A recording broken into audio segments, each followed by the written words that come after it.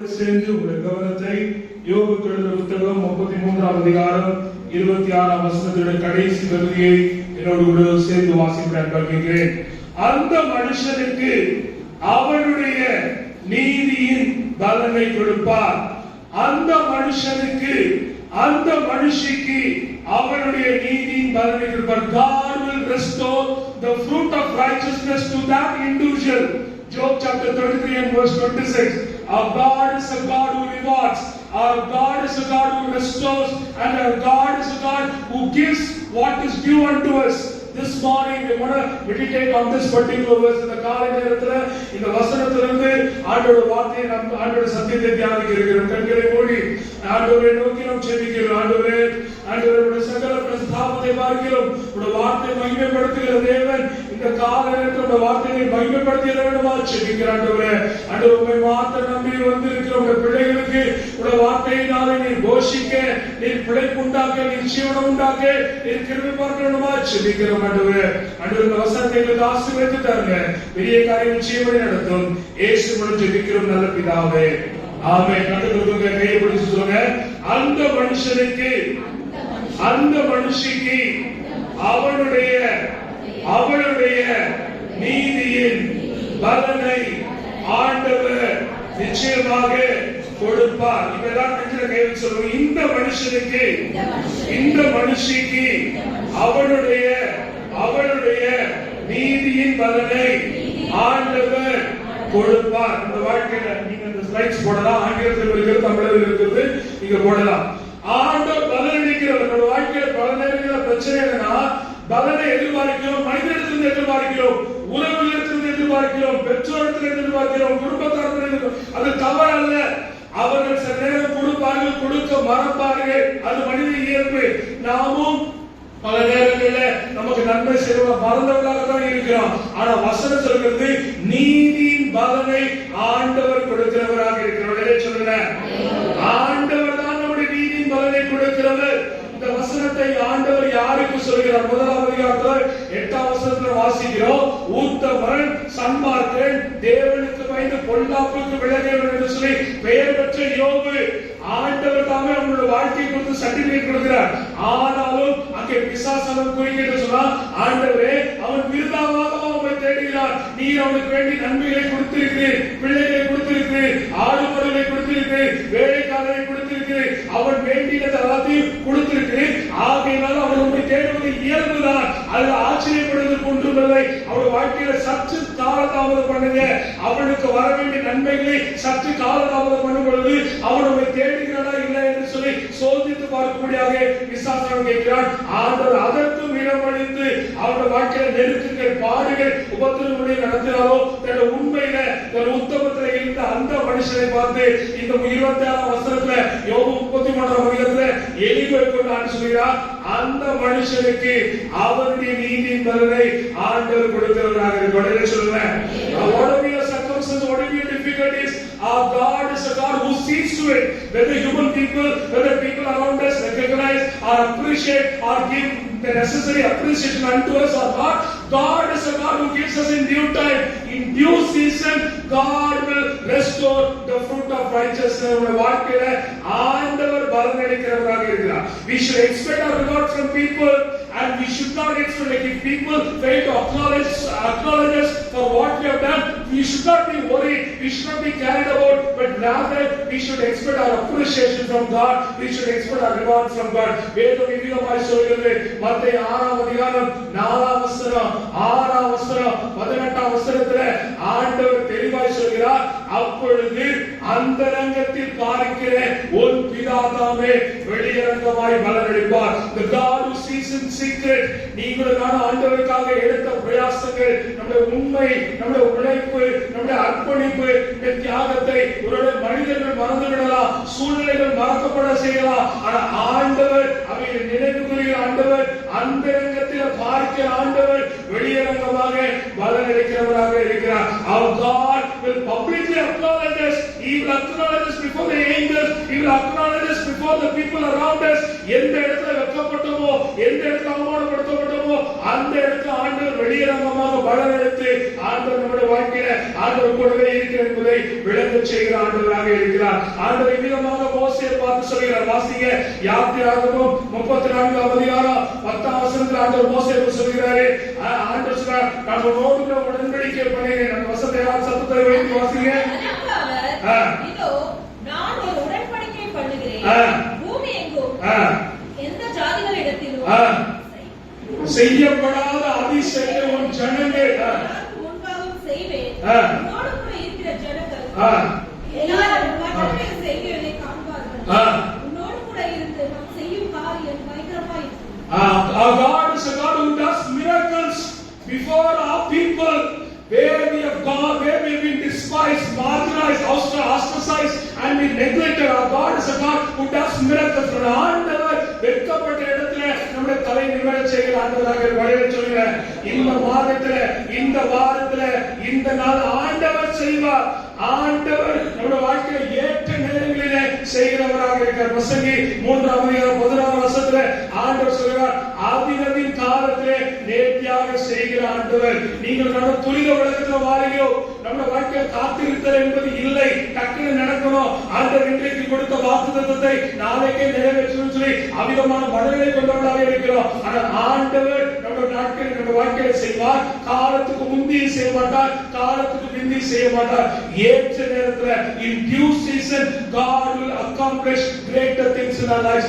God will does wonders in our life. தேவனுடைய பிள்ளைகளே, இங்கே வேதாகமத்தில் நம்ம பார்க்கிற பழைய ஏற்பாட்டுல அங்கே லேயாளுக்கு பிள்ளைகளுக்கு மேல் பிள்ளை, ராகேலுக்கு பிள்ளை இல்லை. ஆனால் ஆண்டவர் லேயாளுக்கு கொடுத்த பிள்ளையை காட்டும். ராகேலோட வாழ்க்கையில் அவருக்கு ஜபத்தில் கேட்டு ஆண்டவர் 2 பிள்ளைகளை கொடுக்கிறார், 2 முத்தான பிள்ளைகளை கொடுக்கிறார். அநேக நாட்களாக தேவ சமூகத்தில் ஜெபித்து இனி என் வாழ்க்கையில் நடக்காது, இனி இப்படியாக இருந்து பழகிக் கொள்ள வேண்டுமா என்று சொல்லி அப்படி இருந்தா ஆண்டவர் ஒரு வாழ்க்கையிலே கால தாமதம் பண்ணாலோ சிறந்ததை தருகிற ஆண்டவராக இருக்கிற சொல்லுவார். ஆண்டவர் எப்ப கொடுத்தாலும் பெஸ்ட் தான் கொடுப்பார். நம்ம வாழ்க்கையில் லீஸ்ட் தேடலாம். ஆனா ஆண்டவர் God will always he will reward us with the best. புதிய ஏற்பாட்டிலிருந்து ஒரு அனுபவத்தை சொல்கிறேன். லூக்கா எழுதின சுவிசேஷம் 1ஆம் அதிகாரம் 31ஆம் வசனத்திலிருந்து 37ஆம் வசனம் வரைக்கும் குறித்துக் கொள்ளுங்க. இந்த சம்பவம் நமக்கு நன்றாக தெரிந்த சம்பவம் தான். அங்கே எலிசபெத்து தேவனுடைய ஊழியத்தை செய்கிற ஒரு குடும்பத்தை சார்ந்தவள், ஊழியக்காரனாகிய சகரியாவை திருமணம் பண்ணினவள். ஆனாலும் பிள்ளை இல்லை. அவள் ஆண்டவர் நோக்கி ஜெபித்திருக்க கூடும், முறையிட்டு இருக்க கூடும், பல்வேறு முயற்சிகளை செய்திருக்க கூடும். ஆனாலும் பிள்ளை இல்லை. இப்படித்தான் என் வாழ்க்கை என்று சொல்லி இருந்தார். ஆனால் ஆண்டவர் இந்த எலிசபெத்துடைய ஜெபத்தை கேட்டு ஆண்டவருக்கு பிள்ளை கொடுத்தார். ஏன் எலிசபெத்துக்கு காலதாமதமானது என்றால், எலிசபெத்துக்கு காலதாமதமாவது நிமித்தமாக மரியாதையோட வாழ்க்கையில விசுவாசம் ஏற்படவில்லை சொல்கிறேன். நான் வாசிங்க 35ஆம் வசனத்தை வாசிங்க. லூக்கா 1ஆம் அதிகாரம் 35. பசுத்தாவின் உண்மையில் வரும் உன்னதமானவருடைய பலம் உன்னில் நிழலிடும். அதனால் உன்னிடத்தில் பிறக்கும் பசுத்தமுள்ளது தேவனுடைய குமாரன் எனப்படும். அடுத்த வசனம் வாசிங்க. இதோ உனக்கு இனத்தாளாய் இருக்கிற வயது சென்ற மகடி எண்ணப்பட்ட எலிசபெத்துக்கு 6ஆம் மாதம். Probably you might be thinking, why God is delaying answering my prayers? Why even this is going to be my life? There will not be any change today. Probably you might be thinking, ஆண்டவர் உங்களுடைய வாழ்க்கையில் நன்மை கட்டளையிடுவதன் மூலமாக உங்களை சுற்றி இருக்கக்கூடிய உங்களுடைய குடும்பத்தார், உங்களுடைய உறவுகள், உங்கள் தெருவில் இருக்கக்கூடிய மக்கள் ஆண்டவருடைய அதிசயத்தை கண்டுகொள்ளத்தான் ஆண்டவர் கால தாமதம் செய்கிறவராக இருக்கிறார். ரொம்ப நாள் முயற்சி பண்ணி வீடு கட்ட முடியல. ஆனால் ஆண்டவர் ஏற்கனவே கட்ட உதவி செய்யும் பொழுது நீங்க சாட்சியா இருப்பீங்க. உங்களுடைய திருமணத்து பிள்ளையோட திருமணத்தை வாய்க்கப்படுவது இது என்னால் உண்டானதில்லை, என் திறமையினால் உண்டானதில்லை, என் முயற்சியால் உண்டானதில்லை, கர்த்தரே வாய்க்கப்படினார் சொல்லி ஆண்டவரை மகிமைப்படுத்த ஆண்டவர் அதிசயங்களை செய்கிறவராக இருக்கிறார். எலிசபெத்தோட வாழ்க்கையில ஆண்டவர் அற்புதத்தை கட்டிடுவதால மரியாதை வாழ்க்கையில விசுவாசம் ஏற்படுகிறது. உங்க வாழ்க்கையில கர்த்தர் நன்மை செய்வது நிமித்தமாக உங்களுடைய குடும்பத்தார், உங்களுடைய உறவுகள், உங்களுடைய அண்டை அயலாகத்தார், உங்களுடைய தெருவில் இருக்கிற மக்கள் இயேசுவை கண்டுகொள்ள ஒருவேளை கால தாமதமாகும். ஆனாலும் ஆண்டவர் தாம் கொடுத்த வாக்குத்தத்தை நிறைவேற்றுகிற ஆண்டவராக இருக்கிற விதமாக ஆண்டவர் யாக்கோபை பார்த்து சொல்கிறார். ஆதியாகமம் 28ஆம் அதிகாரம் 15ஆம் வசனத்தை வாசிக்கும்படி அன்பா கேட்கிறேன். இந்த தேசத்துக்கு ஆ. திரும்பி வர பண்ணுவேன். ஆ. நான் உனக்கு நான் உனக்கு சொன்னதை சொன்னதை செய்யும் அளவு தேவனுடைய பிள்ளைகள் ஆண்டவருடைய வாக்குத்தத்தம் நிறைவேற வரைக்கும் அந்த வார்த்தை சும்மா இருக்காது. நீதியின் பலனை கொடுப்பேன் என்று சொன்ன ஆண்டவர் நிச்சயமாகவே நமக்கு உரிய நீதியின் பலனை கொடுக்கிறவராக இருக்கிறார். கால தாமதமானாலோ நீங்கள் நம்ம சோர்ந்துடாதபடிக்கு ஆண்டவர் உறுதியாக பற்றிக் கொள்ளும் பொழுது ஆண்டவர் நீதியின் பலனை யோபுடைய வாழ்க்கையில ஆண்டவர் செய்ததை பார்க்கிறோம். முதலாவது ஆண்டவர் யோபை பற்றி சொல்றாரு, நீதிமான் என்று சொல்கிறார். அவருடைய வாழ்க்கையில் நெருக்கங்கள் பாடுகள் வருகிறது, ஆனாலும் ஆண்டவர் உண்மையாக உறுதியாக பற்றி கொண்டதுனால அவன் வாழ்க்கையில இழந்த நேரத்தையும் ரெட்டிப்பாக ஆண்டவர் தந்து ஆசீர்வதிக்கிறவராக இருக்கிறார். சொல்றேன், ஆண்டவர் பலனளிக்கிற ஆண்டவர் நிச்சயமாகவே உங்களுக்கு எனக்கும் ஆண்டவர் மெய்யான பலனை நீதியின் பலனை ஆண்டவர் கொடுக்கிறவராக இருக்கிறார். ரூத் எழுதின புஸ்தகம் 2ஆம் அதிகாரம் 12 வசனத்துல இவ்விதமாக போவாஸ் அவரை பார்த்து ரூத்தை பார்த்து சொல்கிறார், நீ ஆண்டவரால் நிறைவான பலன், ஆண்டவர் சாதாரணமான அரைகுறையான பலனை தருகிறவர்கள் நிறைவான பலனை தருகிறவராக இருக்கு. வாசிங்க 12 வசனம் வாசிங்க. உன் செய்கைக்கு தக்க பலனை கர்த்தர் உனக்கு கட்டளையிடுவாராக. இஸ்ரவேலின் தேவனாகிய கர்த்தருடைய கட்டளையின் கீழ் அடைக்கலமாய் வந்த உனக்கு அவராலே நிறைவான பலன் கிடைப்பதாக என்றார். Only God can satisfy us. Only can God has given a complete reward, not from any person. Ruth அவருடைய வாழ்க்கையை பார்க்கும்போது பரதேசியா வர்றார். அவருடைய வாழ்க்கையில் கைவிடப்பட்டவனாக வருகிறார், நம்பிக்கை இழந்தவனாக வருகிறார். ஆண்டவர் நிறைவான பலனை 2 வாரத்தில் கொடுத்து எந்த இடத்துல பொறுக்க வந்தாலோ, எந்த இடத்துல பரதேசியா வந்தாலோ, எந்த இடத்துல பிழைப்பு தேடி வந்தாலோ, எந்த இடத்துல நம்பிக்கை இருந்தாலோ அந்த இடத்துல ஆண்டவருடைய ராணியாக மாற்றி ஆசீர்வாதமாக மாற்றுகிற ஆண்டவராக இருக்கிறார். சொல்றேன், நீங்கள் நானும் பரதேசியாக அறியப்பட அழகாக பக்தப்படுகிற வெறுங்கையாய் நம்முடைய சமூகத்தில் வந்து இரு பரிவாரங்களோடு கூட என்னை ஆசீர்வதித்து சொல்லி யாக்கோபின் அனுபவத்தை சொல்லி பாடுவதை போல ஆண்டவர் யாருமே வெட்கப்படுத்தவில்லை. நீங்கள் நானும் இந்த ஆரம்ப நாட்கள் யோசித்து பாருங்க, மெட்ராஸ் வந்த பொழுது யோசித்து பாருங்க, நீங்கள் நானும் இங்கே ஏதோ ஒரு சூழல்ல வந்திருக்கிறோம், நெருக்கத்துல வந்திருக்கிறோம், ஆனால் ஆண்டவர் கைவிட்டாரா? ஆண்டவர் தேடி நம்மை ஆண்டவர் குறைவில்லாமல் நடத்துகிறவராக இருக்கிறார். நான் பலமுறை வேதாம கல்லூரியில் சரி பல இடத்துல சொல்லும் பொழுது எல்லாருமே இந்த கொரோனா காலத்தில் கஷ்டப்பட்டோம். வாழ்க்கையில உலகமே ஸ்தம்பித்து போனது, சமுதாயம் ஸ்தம்பித்து போனது, வேலை இல்லை. ஆனாலும் அந்த நாட்கள் திரும்பி பார்க்கும் பொழுது நம்ம வாழ்க்கையில இனிமையான நாட்கள். அந்த 10 மாதம் குடும்பத்தோடு கூட பிள்ளைகளோடு கூட இருந்தோம். ஆண்டவர் குறைவில்லாமல் நம்மை போஷித்தாரு. அதிக சந்தோஷமாக அதிக மகிழ்ச்சியாக இருந்த ஒரு காலம் தான். மரண ஓலங்கள் வந்துச்சுதா, பயம் இருந்ததா, அதன் மத்தியிலும் ஆசீர்வாதத்தை ஆண்டவர் பாதுகாப்பு அனுபவித்ததாக இருக்கிறோம். ஆண்டவர் நிறைவான பலனை தருகிறவராக இருக்கிறார். சொல்றேன், ஆண்டவர் நம்முடைய பிள்ளைகளுக்கு கொடுக்கக்கூடிய நீதியின் பலனை குறித்து ஒரு 4 காரியத்தை சுருக்கமாக உங்களுக்கு சொல்ல இருக்கிறேன். வாசிங்க ஏசாயா 3ஆம் அதிகாரம் 10ஆம் வசனம்.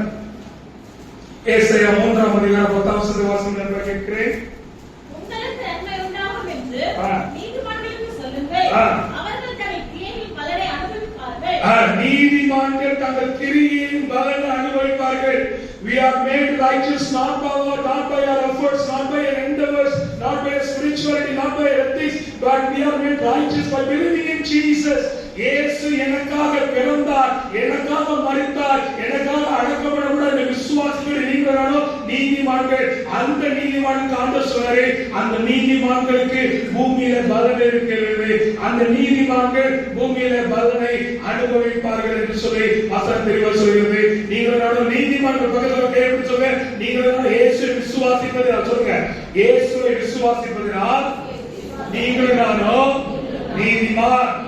நமக்கு பூமியில ஆண்டவர் பலனை வைத்திருக்கிறார்.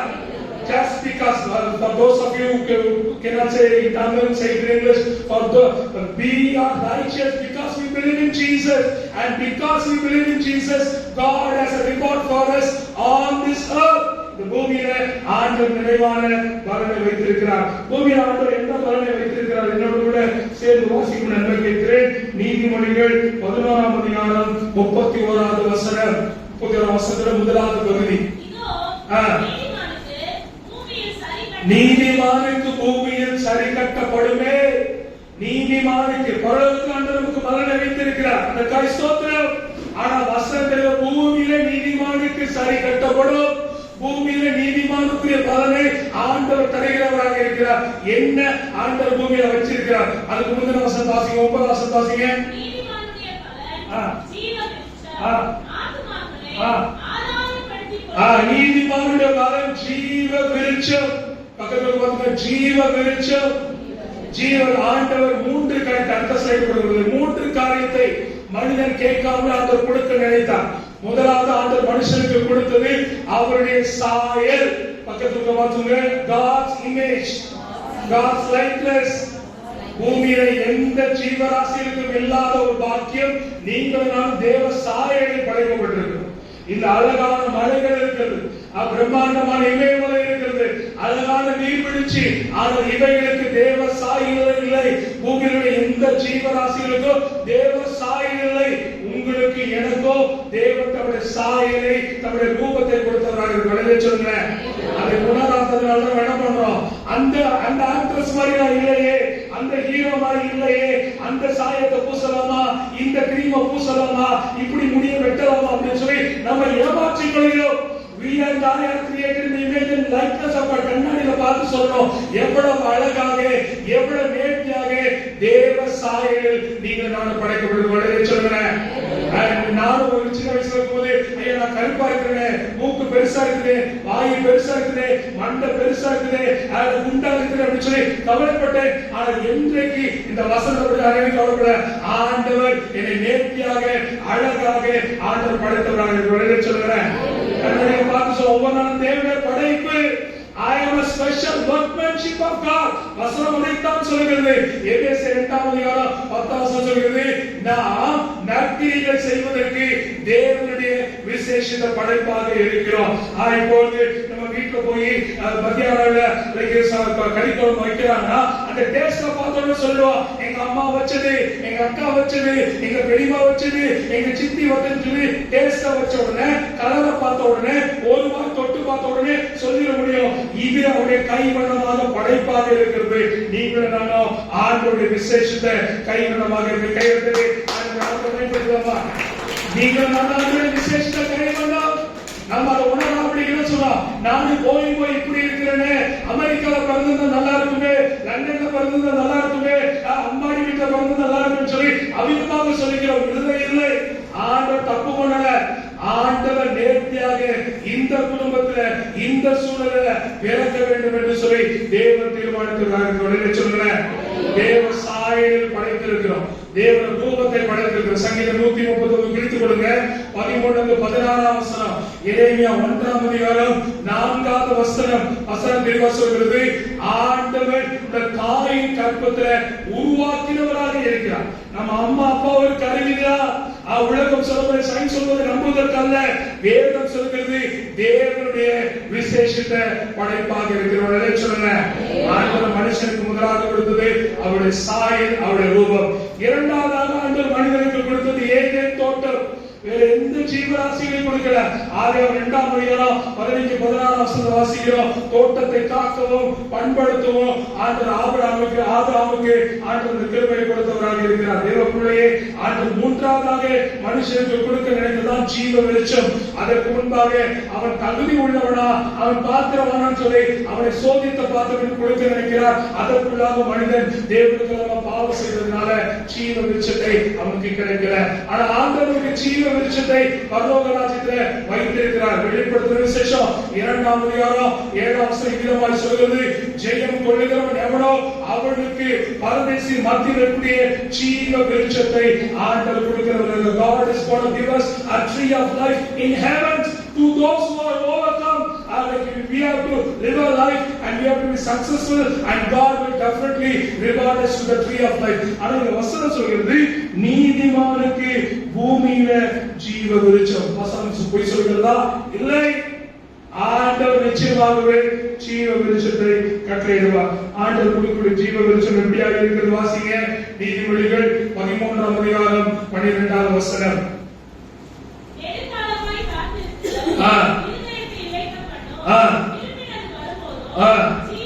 விரும்பினது வரும் போதோ, விரும்பினதை கர்த்தர் கொடுக்கும் போது அது ஜீவ வெளிச்சத்தை போல இருக்கும்.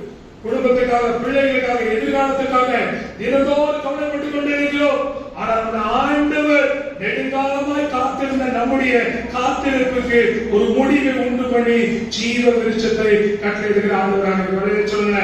பக்கத்துல கைப்பிடி சொல்லுங்க. ஆண்டவர் நெடுங்காலமாய் காத்திருந்ததை ஜீவ விருட்சத்தை போல கட்டளையிட்டு உங்களுக்கு உரிய நீதியின் பலனை தந்து ஆசீர்வதிப்பார். ஏன் வாயத்தன்னு சொல்ல ஏன் கைவிட்டு சண்டே ஸ்கூல் மாதிரி நடத்துறீங்க? நாம எதை பேசுகிறோம் அதான் நம்முடைய சிந்தனை.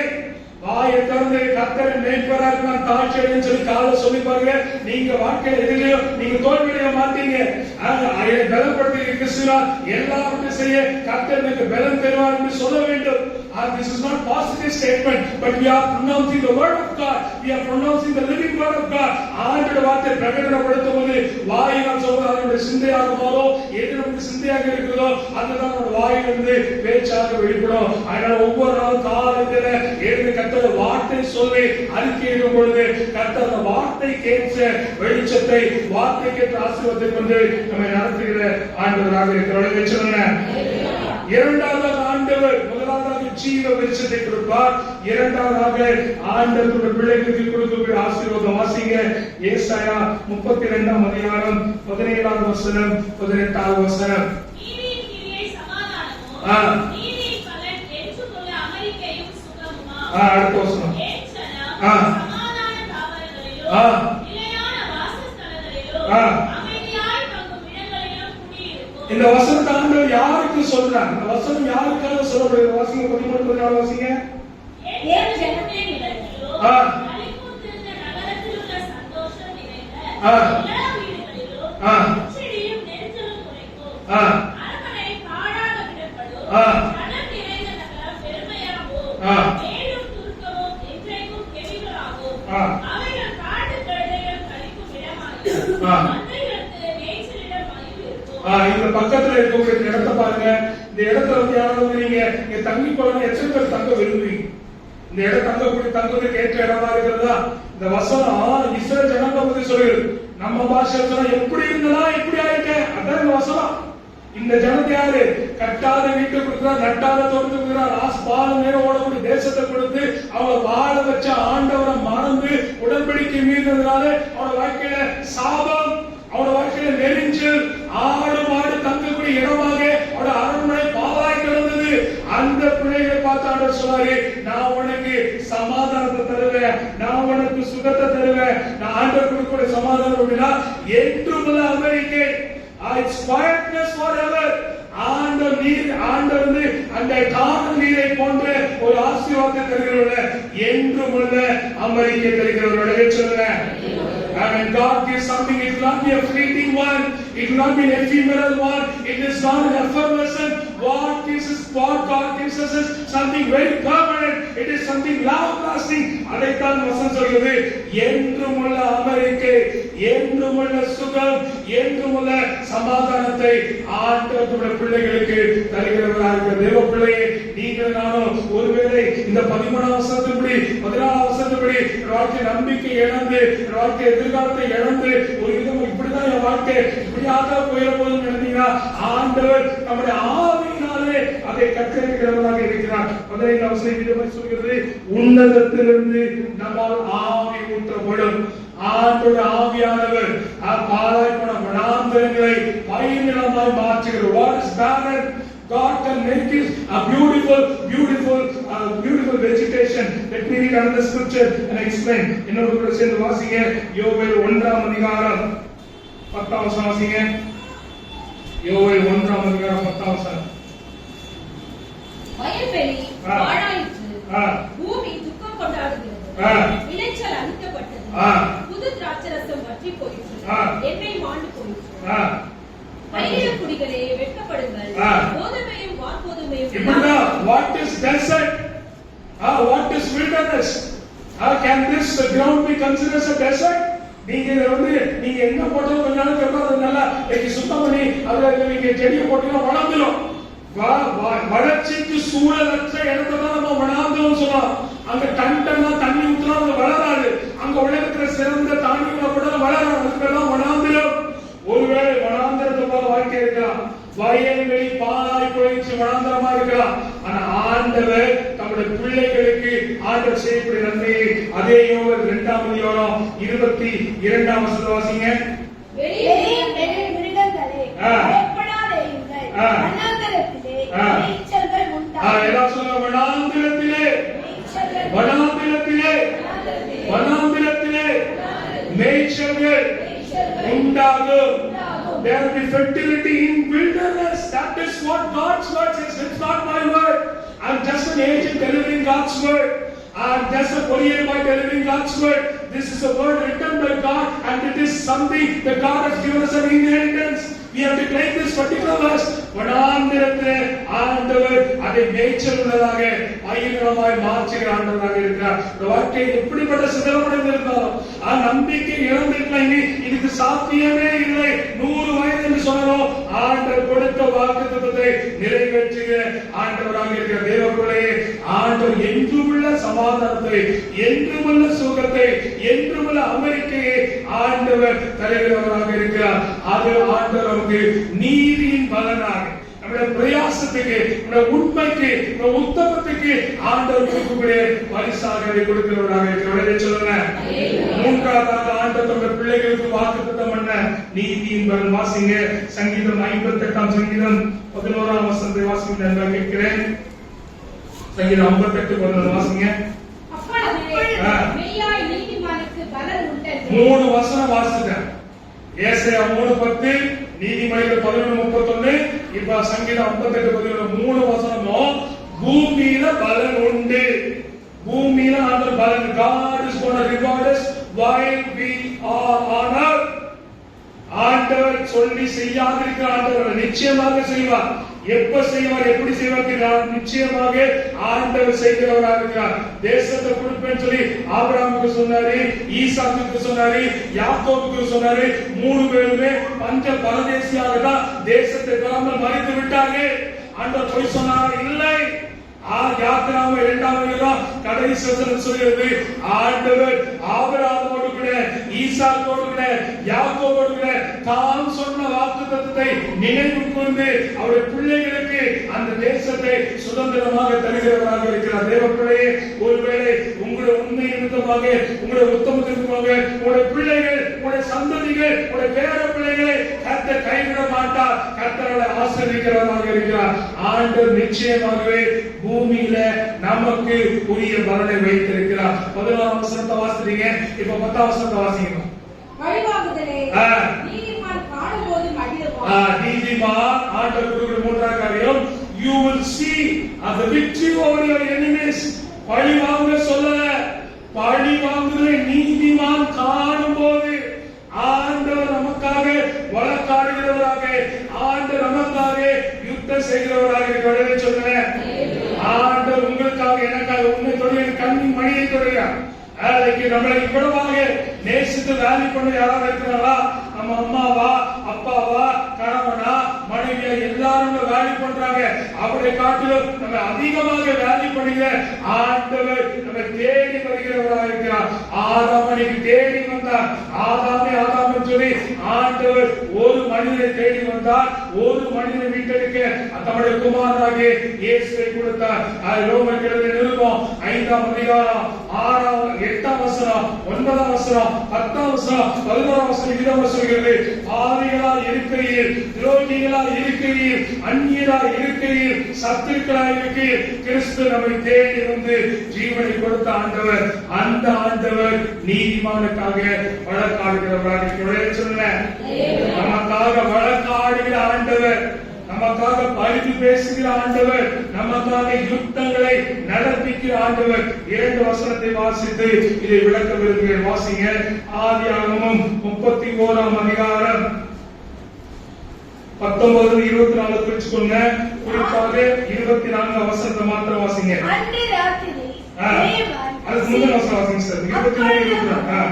தன் சகோதரரை கூட்டிக் கொண்டு 7 நாள் பிரயாண பரியந்தம் அவனை தொடர்ந்து போய் கீலேயாத் மலையிலே அவனை கண்டுபிடித்தான். அன்று ராத்திரி தேவன், நீங்க நமக்கு நிறைய நமக்கு பண்ணிருக்கோம், நம்மளும் நிறைய பண்ணிருப்போம், ஏதாவது தப்பு பண்ணிருப்போம். அதுக்கு இப்ப நான் ராஜ்குமார் ஐயாவை காயப்படுத்தினா கொஞ்ச நேரம் ஒரு மனசு வந்து வருத்தம் இருக்கும். என்ன உடம்புடைய ஆயிடுச்சு, இவர் என்ன புரிஞ்சுக்கணும் பேசுறது வருத்தம் இருக்கும். ஆனா அதுக்கப்புறம் சரி மனுஷன் தானே, அவர் என்ன போல பலவீனமான மனுஷன் சொல்லி என்னை மறந்து விடுவார். நான் செய்த துரோகத்தையோ அவர் துரோகமாக பேசுற வெற்றியோ மறந்துடுவார். ஆனா இங்க பாத்தீங்கன்னா ஒரு மனுஷன் 7 நாள் பிரயாணம் பண்ணி அழிக்கணும். அவ்வளவு பொருத்தம், அவ்வளவு கோபம். இத்தனைக்கு இவன் இந்த யாக்கோபு சொந்த மருமகன், சொந்த வேலைக்காரன், சொந்த அக்கா பையன், அது தங்கச்சி பையன். ஆனாலும் அவனை பொருத்தம் மனதிலாதபடிக்கு அவனை அழிக்க 7 நாள் அவ்வளவு பொருத்தம். அவன் நினைச்ச யாக்கோபு குடும்பத்தையும் ஒன்று நம்ம பஸ்மமாக்கி இருப்பான், உஸ்வானமாக்கி இருப்பான், அழித்து கொண்டிருப்பான். ஆனால் ஆண்டவர் வார்த்தை கேட்டு ஆண்டவர் சொன்னதாக தெரிஞ்சுவார். 31 சொல்றாரு, நான் உனக்கு சொன்ன தேசத்துக்கு நீ இருந்தப்பா, திருமணம் நினைந்த தரிசனமானோ அந்த தேசத்துக்கு நீ திரும்பி பற்றி ஆண்டவர் சொல்றாரு. ஆண்டவர் வார்த்தைக்கு கீழ்ப்படுத்த வரும்பொழுது சத்துருவை அழிக்க நினைக்கிறான். ஆனால் ஆண்டவர் தேவப்பிள்ளையே உனக்காக எனக்காக வழக்காடுகிற ஆண்டவர். Our God is a God who intercedes on our behalf.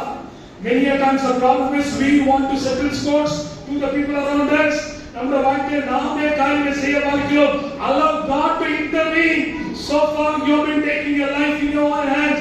Allow God to work on your behalf. Allow God to intercede on your behalf. When you allow God to work on your behalf, God will definitely do wonders in your life. அதான் 24 வசனத்தை வாசிங்க. அன்றைய ராத்திரி தேவன் சீரியா தேசத்தான் ஆகிய லாபானுக்கு சொப்பனத்தில் தோன்றி, நீ யாக்கோபோடே நன்மையே அன்றி தீமை ஒன்றும் பேசாதபடிக்கு எச்சரிக்கையாய் இரு. யாக்கோபுக்கு எதுவுமே தெரியாது. ஆனா பிஹைண்ட் தி ஸ்கிரீன்ஸ் ஆண்டவர் வர்க் பண்றாரு. நம்ம ஆண்டவர் பிஹைண்ட் தி ஸ்கிரீன்ஸ் உங்களுக்காக வர்க் பண்ணுகிற ஆண்டவரா இருக்கிறார். உங்கள் சூழல் கவிழ்க்க எத்தனை பேர் நினைத்தாலும் உங்களை உயர்த்த தேவன் திட்டமிட்டு இருக்கிறார். உங்களை கனப்படுத்த தேவன் திட்டமிட்டு இருக்கிறார். ஆண்டவர் இங்க யாக்கோபை பார்த்து சொல்றாரு, அவனுக்கு முடிஞ்ச நன்மை செய், தீமை செய். You have no right. 29 வசனம் தான் சொல்லி வாசிங்க. உங்களுக்கு பொல்லாப்பு செய்ய எனக்கு வல்லமை உண்டு. வல்லமை உண்டு. ஆகிலும் தகப்பனுடைய தேவன் நீ யாக்கோபுடைய நன்மையை அன்றி தீமை ஒன்றும் பேசாதபடிக்கு எச்சரிக்கையாய் இரு என்று. நீங்கள் நிர்மூலமாகாத சுத்த கேள்வி நம்முடைய அலுவலகத்துல, நம்முடைய வேலை ஸ்தலத்துல, நம்முடைய உறவுகள் மத்தியில எத்தனையோ அழிக்க நிர்மூலமாக இருக்கிறாங்க. ஆண்டவர் நன்மை செய்ய மாத்திரம்தான் அவளுக்கு இடம் கொடுத்த, தீமை செய்ய ஆண்டவர் அனுமதிக்க மாட்டார். இதுதான் நீதிமானுக்கு ஆண்டவர் கொடுக்கிற 3வது பரிசு. நீதிமான் பழி வாங்குதலை காணும்படியாக ஆண்டவர் செய்கிறவராக. இன்னொரு வசனத்தை வாசித்து அதை விளக்க விரும்புகிறேன். வாசிங்க. 1 சாமுவேல் 26ஆம் அதிகாரம் 26ஆம் அதிகாரம் 28ல இருந்து 25 வசனத்தை குறிச்சுக்கோங்க. 23 25 வசனத்தை வாசிங்க. அவனவனுக்கு அவனவன் நீதிக்கும் உண்மைக்கும் தக்கதாக பலன் அளிப்பாராக. ஆண்டவர் பலன் அளிப்பார். இந்த தாவீது நன்மை செஞ்சு தீங்கு அனுபவிக்கிறான். அவனை அழிக்க ஒரு பெரும் கூட்டத்தை கூட்டி சுத்தி ரவுண்ட் கட்டிட்டாங்க. தப்பிக்க முடியாத வழியே இல்லை. ஆனால் ஆண்டவர் தாவீது கடைசியாக இருந்து உதவி செய்து இங்கே தாவீது கையில சவுல் மாட்டிக்கொள்ள முடியாது ஆண்டவர் கேஸ். ஆனாலும் தாவீது சவுலை கொல்லல. கர்த்தரால் அபிஷேகம் பண்ணப்பட்ட சொல்லி ஆண்டவருக்கு பயந்து உண்மையாக நடந்தால் அவனை விட்டு விடுகிறான். இப்ப 25 வசனத்தை வாசிங்க. அப்பொழுது சவுல் தாவீதை நோக்கி, என் குமாரனாகிய தாவீதே, நீ ஆசீர்வதிக்கப்பட்டவர், நீ பெரிய காரியங்களை செய்வாய், மேன்மேலும் பலப்படுவாய் என்றான். அப்படியே தாவீது தன் வழியை போனான். The enemy wants to punish you. God will make you to bless you. கோடாய் பெருகுவாயாக. என் மகனை நீ ஆசீர்வதிக்கப்பட உங்களை அழிக்கிறது சொல்ற அவங்க வாயால சொல்லணும். பிரதர், உங்களால என்னால ஒண்ணுமே பண்ண முடியல, ஆண்டவர் கூட இருக்கிறாரு, நீங்க நல்லா இருப்பீங்கன்னு சொல்லி இதுதான் ஆண்டவர் நீதிமானுக்கு அளிக்கக்கூடிய பலனாக இருக்கிறது. சொல்ல பழி வாங்குதலை காணும்படி செய்கிறார். நீங்கள் நானும் ஆண்டவர் நமக்காக இருக்க செய்கிறார். God is going to fight on our behalf. God is going to intercede on our behalf. வசந்த அமர்ந்திருந்த அவரே தேவன் என்று அறியுங்கள். Many a times the problem is we want to settle things on our own. ஆண்டவர் கிட்ட கொடுத்து அமைதியா இருங்க. அவர் மாணவி நம்முடைய கப்பல் வாழ்க்கை கப்பலை நடத்த அவருக்கு கொடுக்கும் பொழுது செம்மையாக நடத்துகிற ஆண்டவராக இருக்கிறவரை சொல்லுங்க. நான்காவதாக கடைசியாக ஆண்டவர் நீதிமானுக்கு அளிக்கக்கூடிய பலனை குறித்து சுருக்கமாக சொல்ல வாசிங்க. 1 ராஜாக்கள் 8ஆம் அதிகாரம் 32ஆம் வசனம். அப்பொழுது பரலோகத்தில் இருக்கிற தேவனை கேட்டு துன்மார்க்கனுடைய நடக்கையை தலையின் மேல் சுமர பண்ணி அவனை குற்றவாளியாக தீர்க்கவும் நீதிமானுக்கு அவனுடைய நீதிக்கு தக்கதாக செய்து அவனை நீதிமானாக்கவும் தக்கதாய் உமது அடியாரை நியாயம் தீர்ப்பீராக. ஒருவேளை உங்கள் வாழ்க்கையில் நீங்க நீதிமான் தான், ஆனா சில நேரம் சில சறுக்கல்கள் வரும், சில நேரம் சில பின்னடைவுகள் வரும். ஒரு வசனத்தை சொல்லி விடுகிறார். ஆதியாகமம் 39ஆம் அதிகாரம் 2ஆம் வசனத்திலிருந்து 6ஆம் வசனம் வரைக்கும் வாசிக்கும் பொழுது Joseph was considered as a lucky child. Joseph was entrusted with all the responsibilities. Joseph was considered as a luck bearer. அவன குடும்பமே பாராடுது, போத்திபார் குடும்பம் பாராடுது. எந்த வகையில புகழப்படும் அந்த வகையில இகழப்படுறாங்க. 14ஆம் வசனம் வாசிங்க. 6:39-14.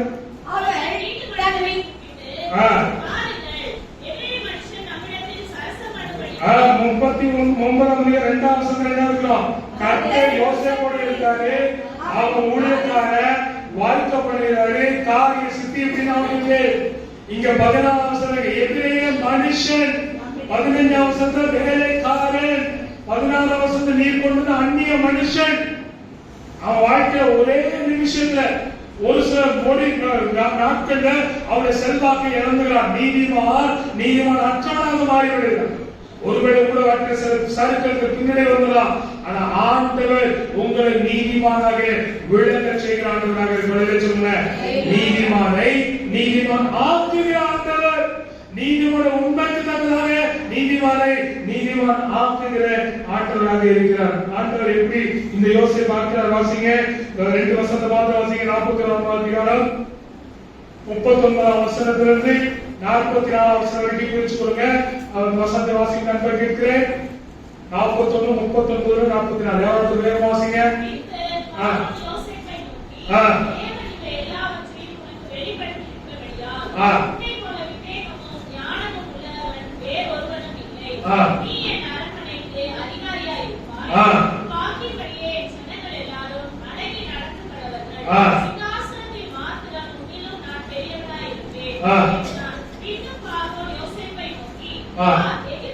வேலைக்காரன் சிறைச்சாலை எப்படி வைக்கிறாரு?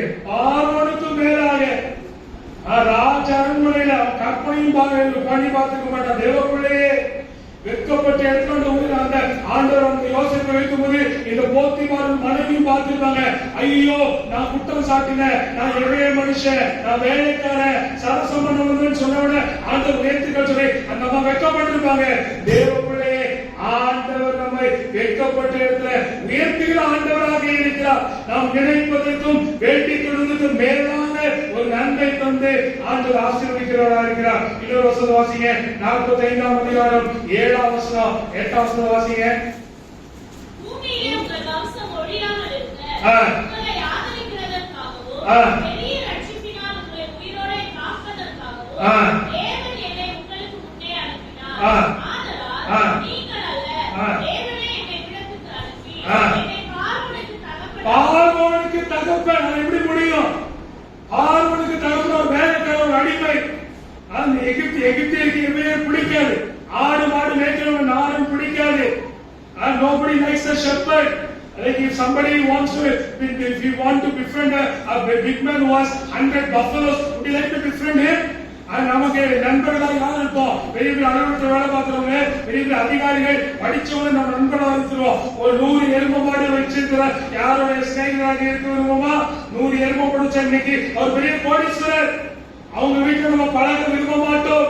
நாத்தம் அடிக்குது அப்படி நம்ம நினைப்போம். அப்படித்தான் இந்த எகிப்தியர் இந்த எபிரேயர் நினைச்சாங்க. ஆண்டவர் சொல்றாரு, இந்த பார்வோனுக்கு தகப்பன் அடுத்து குடும்பம் அனைத்திற்கும் கர்த்தர் எகிப்து தேசம் முழுவதுக்கும் அதிபதியாகவும் வைத்தார். அதிபதி. When God lifts you up, it is beyond your imagination. It will be beyond your comprehension. Don't try to settle down for mean things. ஆண்டவர் இவ்விதமாக யோசேப்பை உயர நினைக்கும் பொழுது யோசேப்பு என்ன நினைக்கிறாங்க? யோசேப்பு வாழ்க்கையில 14 வாசிங்க, ஆதியாகமம் 40ஆம் அதிகாரம் 14வது வாசிங்க.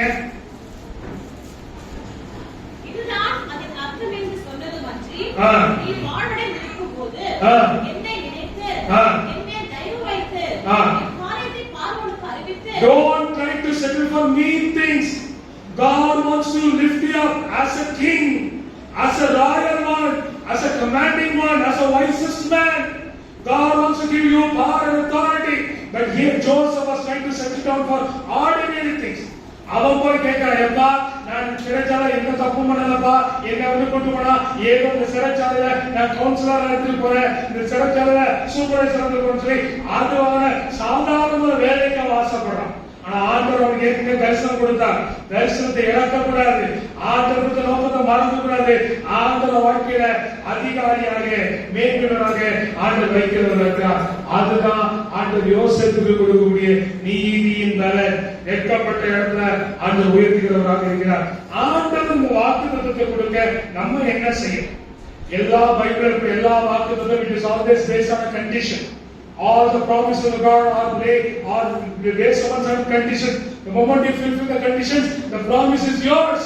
நீதியின் பலனை தருவார். நம்ம என்ன செய்யணும்? வாசிங்க உபாகமம் 26ஆம் அதிகாரம். உபாகமம் 26ஆம் அதிகாரம் 16ஆம் வசனம் 17ஆம் வசனம் வாசிங்க. இந்த கட்டளைகளின்படியோ நியாயங்களின்படியோ செய்யும் பொருட்டு இன்று உன் தேவனாகிய கர்த்தர் உனக்கு கட்டளையிடுகிறார். ஆகையால் உன் முழு இதயத்தோடும் முழு ஆத்துமாவோடும் அவைகளை காத்து நடக்க. முதலாவது நம்ம செய்ய வேண்டியது ஆண்டவர் கொடுத்த கட்டளைப்படி நடக்கும். அவன் வாழ்க்கை நீடித்த நாளாக ஆசீர்வாதம் கர்த்தருடைய வார்த்தையின்படி நடந்தா போதும். ஆண்டோட வார்த்தையின்படி நடந்தால் நீதியின் பலன் ஆண்டவர் கொடுக்கும். நீங்கள் நான் யோசிக்க முடியும், ஆண்டோட வார்த்தை நடக்கிறானா, ஆண்டவருக்கு கொடுத்த வாக்குத்தத்தை ஏன் நிறைவேற நான் நடக்கிறேனா? அந்த வார்த்தையின்படி நீங்கள் நான் நடக்கும் பொழுது அந்த வார்த்தை அந்த வாக்குத்தத்தம் நமக்கு அடுத்த வசனம் வாசிங்க. இரண்டாவது கண்டிஷன், தேவனாய் இருப்பார் என்றும் நான் அவர் வழிகளில் நடந்து அவர் கட்டளைகளையும் அவர் கற்பனைகளையும் அவர் நியாயங்களையும் கைக்கொண்டு அவர் சத்தத்திற்கு கீழ்ப்படிவேன் என்றும் நீ இன்று அவருக்கு வாக்கு கொடுத்தாய். இரண்டாவது நாம் செய்ய வேண்டியது ஆண்டவருக்கு வாக்கு கொடுத்தமே செஞ்சோமா? ஜெபிப்போம், வார்த்தை ஜெபிப்போம், சபையில ஊழியங்கள் செய்வோம், வேதத்தை படிப்போம், ஆண்டவர் ஆசீர்வதிப்போம். Have we fulfilled the vow that we have made? In times of our difficulties, in times of our limitations, in times of our circumstances, we all have made covenant, we have all made vow, we have all made promises. ஆண்டவரே பிள்ளைகளுக்கு fees கட்ட இதை செஞ்சீங்கன்னா இதை செய்யணும்னு சொல்லி வாக்கு கொடுக்கிறோம். கொடுத்த வாக்கை நிறைவேற்றினோமா? ஆண்டவருக்கு முன்பாக நாமாக சுயமாக கொடுத்த வாக்கை நிறைவேற்றுகிறோமா? வியாதி படுக்கையில பலவீனத்துல ஆண்டவர் காரண சுகத்துக்கு தக்கதாக ஆண்டவருக்கு இதை செய்வேன் அதை செய்வேன் சொன்னதிலே செய்வோமா என்று சொல்லி பார்க்கிறோம். அப்படி செய்யும் பொழுது ஆண்டவர் நடத்துகிறவராக இருக்கிறார். கடைசியாக 19வது சந்தோஷங்க, நான் உண்டு பண்ணின எல்லா ஜாதிகளை பார்க்கிலும் புகழ்ச்சியிலும் கீர்த்தியிலும் மகிமையிலும் உன்னை சிறந்திருக்கப்படி செய்வேன் என்றும் நான் சொன்னபடியே நீ உன் தேவனாகிய கர்த்தரான எனக்கு பரிசுத்த ஜனமாய் இருப்பாய் என்றும் அவர் என்று உனக்கு சொல்லுகிறார். நிச்சயமாக அவரை ஆசிரியர். இரண்டாவதாக மூன்றாவதாக நாம் செய்ய வேண்டியது வாசித்து 33:26 வாசிங்க. யோபு 33:26, அவன் தேவனை நோக்கி விண்ணப்பம் பண்ணும்போது ஜெபிக்கணும். தேவனுடைய நீதியின் பலனை ஆண்டவர் கொடுப்பார். நாம் அறியாமல் இருந்தாலும் நாம் ஜெபிக்க வேண்டும் என்று சொல்லி ஆண்டவர் எதிர்பார்க்கிறவராக இருக்கிற எல்லாரும் அவங்க வேதாகமத்தை மூடி நெஞ்சில கை வச்சு சொல்லுங்க, இந்த மனுஷனுக்கு அவளுடைய நீதியின் பலனை ஆண்டவர் இந்த நாளில் இந்த வாரத்தில் இந்த மாதத்தில் இன்றைய மாதங்களில் நிச்சயமாகவே மூடி ஆண்டவர் நல்ல பிதாவே கொடுத்த வாக்குத்தத்தத்துக்காக சொல்கிறோம். பிள்ளைகளுக்கு தெளிவாக பேசியிருக்கிறேன். 5 மாதங்கள் எங்கள் பத்திரமாக தகப்பல் சுமந்துவது போல சுமந்து வந்தீங்க, தாய் தேற்றுவது போல தேற்றினீங்க. நினைப்பதற்கும் வேண்டிக் கொள்வதற்கும் மேலான நன்மைகளை தந்து ஆசீர்வாதம் வல்லமை தந்து, சுகத்தை தந்து, பலனை தந்து, ஜீவனை தந்து, சந்தோஷத்தை தந்து, சமாதானத்தை தந்து, பாதுகாப்பை தந்து, ரோஷிப்பை தந்து, பராமரிப்பு தந்து நடத்திருக்கிறீங்க. இவைகள் யாவற்றுக்கும் நாங்கள் பார்த்தவான்கள் அல்ல. எங்களை காட்டும் உண்மை உள்ளவர்கள், உத்தமமான நிறைய பேர் இருக்கும் பொழுது கர்த்தரை எங்களை வாழ வைத்ததுக்காக நன்றி செலுத்துகிறோம். கர்த்தர் பிள்ளைகளை பார்த்து அந்த பிள்ளைகளுக்கு ஏற்ற நீதியின் பலனை என் தருவீராக ஆண்டவரே. ஜீவ விருட்சத்தை போல தந்து நெடுங்காலமாய் காத்திருக்கிற உடைய காத்திருப்புக்கு கர்த்தர் இந்த நாளில் ஒரு முடிவை தாங்க. ஊழியத்தில் ஒரு பிரேக் த்ரூ, பினான்ஸ்ல ஒரு பிரேக் த்ரூ, சரீர சுகத்துல ஒரு பிரேக் த்ரூ, பிள்ளைகள் வளர்ப்புல ஒரு பிரேக் த்ரூ, வீடு கட்டுவதில் ஒரு பிரேக் த்ரூ, அந்த எங்களுக்கு அனைத்து கர்த்தர் பிரேக் த்ரூ கொடுத்து அதே நீ ஜீவ விருட்சத்தை நீ தந்து ஒரு பிள்ளைகளை இழைப்பார பண்ணுங்க. பிள்ளைகளை அகமகிழ பண்ணுங்க. கர்த்தர் மெய்யாகவே பூமியில தருவேன்னு சொன்ன ஆண்டவர் ஒரு பிள்ளைகள் இது மெய்யாகவே இந்த நாளில் அனுபவிக்க, இந்த நாட்கள் அனுபவிக்க, அடுத்த வாரத்தில் வந்து கர்த்தர் வார்த்தையாக கர்த்தர் எனக்கு செய்தார், கர்த்தருடைய நாமத்துக்கே மகிமை சொல்லி அநேக ஜீவன சாட்சிகள் எடுக்க மாட்டேன். வியாதி படுக்கையில, விரைவின நிலையில, அன்றவர் பொருளாதார கஷ்டத்துல, நெருக்கத்துல பிள்ளைகளுக்கு கர்த்தர் தலையிட்டு, கர்த்தர் குறுக்கிட்டு அதிசயங்களை விளங்கப்பட வேண்டுமா சொல்லிக்கிறது. எங்களுடைய உண்மையை, எங்களுடைய நீதியை, எங்களுடைய உத்தமத்தை விளங்க செய்கிற ஓரையை செய்கிற ஆண்டவர் நீர். அன்றவர் தாவீதை பார்த்து சவுல் அடிக்கிறது அவன் நீ பலப்படுவாயாக, நீ கோடாக்கூடியாய் பெருகுவாயாக என்று சொன்னது போல உடைய பிள்ளைகளை பார்த்து அன்றவரை ஜனங்கள் சொல்வதற்காக கிருபை பாராட்டுகிறது. உடைய பிள்ளைகளுக்கு சமாதானத்தை, என்றுமுள்ள சுகத்தை, என்றுமுள்ள அமெரிக்கையை அன்றவரை தந்து வாழ்க்கையை மகிழ செய்வதா செபிக்கிறோம். எங்களுக்காக வழக்காடுகிற ஆண்டவர், எங்களுடைய தலை உயர்த்திய ஆண்டவர், அவ்விதமாகவே மெய்யாகவே இந்த கால்வி பாப்டிஸ்ட் திருச்சபை சார்ந்த ஒவ்வொரு பிள்ளைகளும் வாழ்க்கை செய்வதா செபிக்கிறோம். இத்தனை காலமாக ஆண்டவர் இந்த சபையை தலைக்கு மூளைகளாய் வைத்து தேசங்களுக்கு, பட்டணங்களுக்கு, ஊழியர்களுக்கு, ஊழியக்காரருக்கு ஆசீர்வாதமாக வைத்திருக்கிறேன். என் கொடுத்த தரிசனத்திற்காக, என் கொடுத்த ஊழியக்காரருக்காக, அவருடைய அர்ப்பணிப்புக்காக, அவருடைய தியாகத்துக்காக நன்றி சொல்லுகிறேன். அவர் முன்பாக உருவாக்கப்பட்ட எண்ணற்ற மக்களுக்காக, ஆசிரியர் மக்களுக்காக, சபைகளுக்காக நன்றி செலுத்துகிறோம். எல்லாத்துக்கும் ஆண்டவரே ஆசீர்வாதமாக இந்த தலைமை சபைக்காக செபிக்கிறோம், போதகர்களுக்காக செபிக்கிறோம், ஊழியர்களுக்காக செபிக்கிறோம். கர்த்தர் தொடர்ந்து இந்த தலைமை சபையை ஆசீர்வதித்து 1000 திருச்சபைகள் தேசமெங்கும் உருவாக்கப்பட வேண்டும் என்கிற தரிசனத்தோடு செயல்படுகிற தலைமை போவதற்காக, ஊழியர்களுக்காக செபிக்கிறோம். அடுத்த ஒரு நிமிஷம் நல்ல சுகத்தினால் நல்ல இடைக்கட்டி 1000 10,000 திருச்சபைகளை உருவாக்கி மகிழ கர்த்தரை கிருபை செய்யணுமா செபிக்கிறோம். ஊழியத்தில் இருக்கக்கூடிய ஒவ்வொரு தேவதாசர் ஆசிரியங்க வார்த்தை கேட்ட ஒவ்வொரு தேவ பிள்ளைகளுக்காக செபிக்கிறோம். அவருடைய நிலைமை நன்றாக இருந்திருக்கிற ஆண்டவர் இந்த 6 மாதங்களில் ஒரு பெரிய பிரேக் த்ரூவை கட்டிவிட்டு ஆண்டவரை கொள்ளை பொருளான ஆத்மாக்களை தந்து இந்த திருச்சபை 2வது 3வது என்று போகத்தக்கதாக நீங்க கிருபைப்பட்டதாக செபிக்கிறோம். இந்த வடவழியில் உள்ள இந்த கன்னியம்மன் கோயில் தெருவில் இருக்கிற மக்கள் ஆசீர்வதிக்கப்படத்தான் கர்த்தர் சபை வைத்திருக்கு என்பதை அவர் விளங்கிக் கொள்ள நீ கிருபைப்பட்டதாக செபிக்கிறோம். சகல துதியை நமக்கே செலுத்துகிறோம். இயேசு மூலம் ஜெபிக்கிறோம் நல்ல பிதாவே.